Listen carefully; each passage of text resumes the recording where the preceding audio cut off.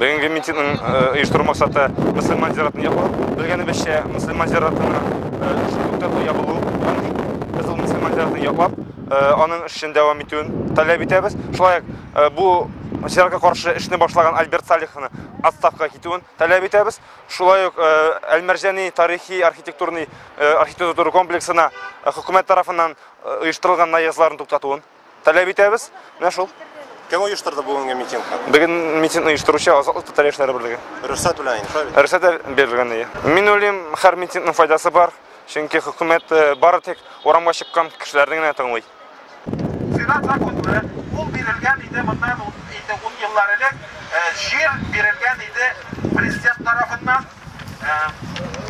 татар мөселман зираты ачу өчен. Мөселман зираты дигән, әйеме? Һәм ул эксплуатациягә да мөселман зираты буларак керә. Ул вакытта әле бу җирләр Битрәш районына карый, бүген ул шәһәргә керде. Шәһәргә кергән вакытта ул шәһәр җире санала, әмма ул инде эксплуатациягә мөселман зираты буларак кергән иде. Ул чактагы законнар нигезендә эшли иде.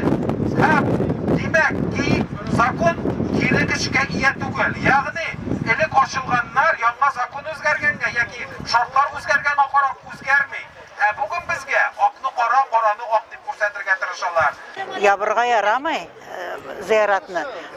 Анда бай кеше дә бара, ярлы кеше дә бара, битне безнең дә шунда барасы бар. Шуңар зиярат булырга тиеш. Шундай җыелышлар белән үз сүзегезне хакимиятта ишеттера аласызмы икән? Белмим, шул ишетер микән безнең хакимият. Нәрсәдер безнең хакимият бик каты Мәскәүгә инде менә иелеп, бөгелеп, дүрт аяклап бара бугай, бердә ышанып булмый. Ышанып булмый нәрсәдер. Бик алай булмый ул. Менә бар безнең халыкта усал булсаң асарлар, җуаш булсаң басарлар. Безнекеләр җуаш, хәзер безне басалар булай иттереп. Только всего.